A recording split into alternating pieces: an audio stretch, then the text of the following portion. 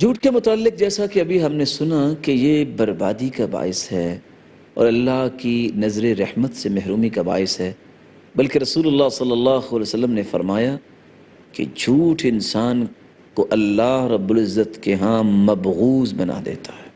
ثلاثۃ لا يكلمهم اللہ ولا ينظر الیہم یوم القیامہ ولا یزکیہم، تین ایسے بدبخت ہیں کہ اللہ رب العزت ان پہ بڑے غضبناک ہوں گے، اور وہ تینوں میں سے آپ صلی اللہ علیہ وسلم نے فرمایا ملک کذاب وعائل مستکبر وشیخ زان۔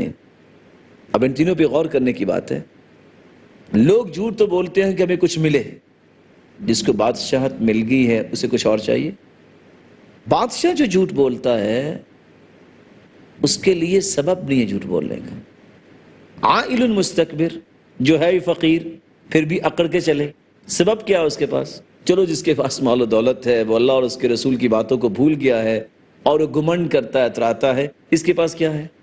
وشیخ زان، ایک بوڑھا انسان ہے پھر بھی وہ بدکاری کرتا ہے، اس کے پاس داعیہ تو نہیں ہے۔ نوجوان اگر اپنی جوانی کو نہیں سنبھالتا، اللہ کا خوف نہیں اس میں ہوتا، تو وہ اس طرح کی برائیوں میں ملوث ہو جاتا ہے۔ یہاں تینوں لوگ ایسے مبغوض ہیں اللہ کے ہاں جن کے پاس سبب نہیں تھا لیکن انہوں نے اس گناہ کو اختیار کر لیا۔ ملک کذاب، جھوٹا بادشاہ۔ اب اس کو جھوٹ بولنے کی آخر ضرورت کیا ہے؟ بادشاہی اس کے پاس، اور بادشاہوں کا کر و فر اس کے پاس، اور بادشاہوں کا پروٹوکول اس کے پاس، اور کیا کچھ نہیں۔ اب جھوٹ کی گنجائش نہیں تھی، لیکن رسول اللہ صلی اللہ علیہ وسلم نے فرمایا یہ مبغوض ترین لوگ ہیں تینوں، نہ اللہ رب العزت ان کی طرف نظر رحمت ڈالیں گے، نہ ان سے ہم کلام ہوں گے، نہ انہیں پاک کریں گے، ان کے لیے دردناک عذاب۔ بلکہ رسول اللہ صلی اللہ علیہ وسلم نے تو یہ سمجھا دیا ہے کہ جھوٹ ایسی مصیبت ہے کہ اگر انسان اس پہ اپنی عادت بنا لے تو انسان آنکھیں بند کرتا ہے تو قبر میں ہی پھنس جائے گا۔ صحیح بخاری کی روایت ہے، کتاب تعبیر الرؤیا میں سمغ بن جندب رضی اللہ تعالی عنہ روایت کرتے ہیں، رسول اللہ صلی اللہ علیہ وسلم نے فرمایا رأیت اللیلۃ رجلین آتیانی، میں نے رات کو دیکھا کہ دو فرشتے آئے، فأخذا بیدی فأخرجانی الی الارض المقدسہ، انہوں نے مجھے پکڑا اور مجھے مقدس جگہ پہ لے گئے۔ میں نے کیا دیکھا؟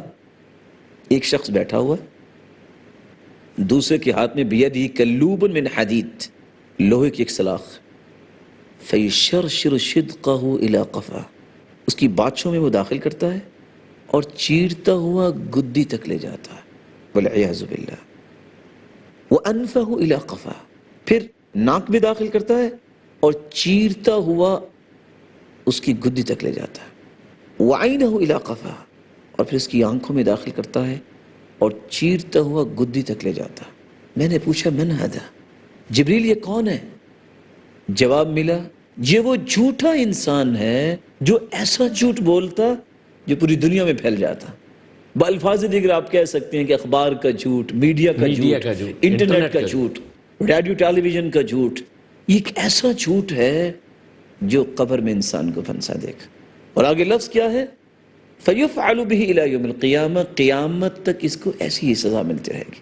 ثُمَّ يَصْنَعُ اللَّهُ بِهِ مَا شَاءَ، پھر قیامت کے دن اللہ تعالیٰ اس کو جو چاہیں گے عذاب دیں گے۔ بلکہ رسول اللہ صلی اللہ علیہ وسلم نے تو یہ بات کہہ کے انتہا کر دی، فرمایا اہل النار خمس، 5 قسم کے لوگ جہنمی ہیں۔ پہلے خائن کا تذکرہ کیا، پھر اس شخص کا تذکرہ کیا جو آپ کے ساتھ چلتا پھرتا ہے لیکن آپ کے گھر والوں کے معاملے میں دھوکہ کرتا ہے، چلتا آپ کے ساتھ ہے لیکن اس کی نظر یہ ہے کہ میں اس کے گھر والوں کو خراب کروں گا یا ان کے ساتھ خیانت کا برتاؤ کروں گا۔ وَذَكَرَ الْبُخْلَ وَالْكَذِبَ وَالشِّنْظِيرَ، اور ان 5 جہنمی لوگوں میں سے یہ عیاض ابن حمار کی روایت صحیح مسلم کی روایت میں کوٹ کر رہا ہوں، فرمایا بخل کرنے والا اور جھوٹا اور فحش گوئی کرنے والا یہ جہنمی ہے۔ اور میں یہ سمجھتا ہوں کہ اگر اتنی بڑی روایات سننے کے بعد بھی اگر انسان جھوٹ پہ جرأت کرتا ہے تو لقمان حکیم والی بات ہے، انہوں نے کہا تھا بیٹا اگر گناہ کو جی چاہے تو کر لینا، لیکن اتنا کرنا جتنی سزا سہنے کی تیرے اندر طاقت ہے۔